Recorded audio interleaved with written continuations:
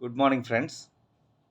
ఈరోజు మనం air conditioner దాని తాలూకా చరిత్ర గురించి సంక్షిప్తంగా తెలుసుకుందాం. ఎయిర్ కండిషనింగ్ యూనిట్ని మొట్టమొదటిసారిగా ఇంట్రడ్యూస్ చేసింది ఎవరంటే విల్లిస్ హావిలాండ్ క్యారియర్. ఈయన ఒక అమెరికన్ ఇంజనీరు. 1902వ సంవత్సరంలో ఒక ఎయిర్ కండిషనింగ్ యూనిట్ని ఈయన ఇంట్రడ్యూస్ చేయడం జరిగింది. ఇక్కడ ఉన్నటువంటి యూనిట్ ఈ ఎయిర్ కండిషనింగ్కి అంటే 1902లో ఈయన ప్రవేశపెట్టినటువంటి యూనిట్కి ఒక రూపం. అయితే ఈయన 1876వ సంవత్సరంలో అంగోలా అనేటువంటి ప్రాంతంలో న్యూయార్క్లో యుఎస్లో అంటే యునైటెడ్ స్టేట్స్ ఆఫ్ అమెరికాలో పుట్టడం జరిగింది నవంబర్ 26వ తారీఖుని. అలాగే అక్టోబర్ 7, 1950వ సంవత్సరంలో న్యూయార్క్లో మరణించడం జరిగింది. ఈయన ఒక అమెరికాలో ఒక గొప్ప పారిశ్రామికవేత్త, అలాగే ఒక మంచి సైంటిస్టు, ఆవిష్కర్తగా కూడా మనం చెప్పుకుంటూ ఉంటాం.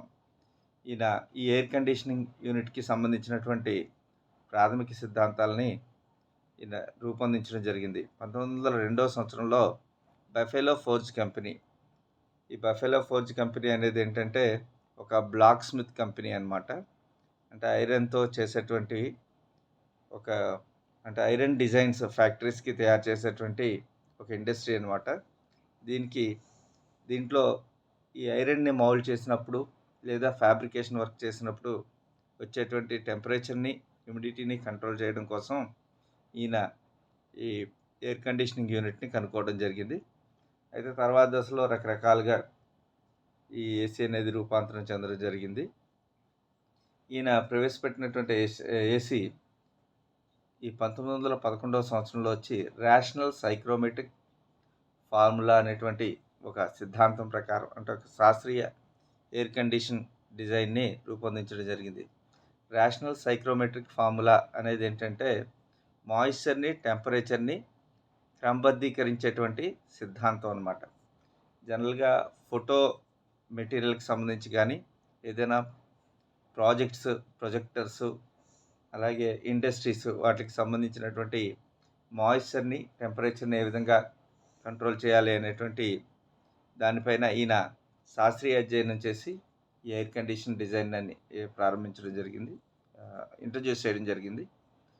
అలాగే 1915వ సంవత్సరంలో ఇతను క్యారియర్ కార్పొరేషన్ అనేటువంటి ఒక ఎయిర్ కండిషనింగ్ పరికరాల కంపెనీని కూడా పెట్టడం జరిగింది. ప్రస్తుతం ఉన్నటువంటి క్యారియర్ ఏసీ కంపెనీ ఈయన పేరు మీదనే, ఈయన ప్రారంభించినటువంటి కంపెనీనే. అయితే ఏసీలో ఇక్కడ రకరకాల ఏసీలు ఉన్నాయి. సెంట్రల్ ఏసీ డిజైన్ ఎలా ఉంటుంది, అవుట్డోర్ యూనిట్, పోర్టబుల్ ఏసీ ఏ విధంగా ఉంటుంది, అలాగే విండో ఏసీ ఏ విధంగా ఉంటుంది, ఇవన్నీ కూడా మనకి ఇవ్వడం జరిగింది.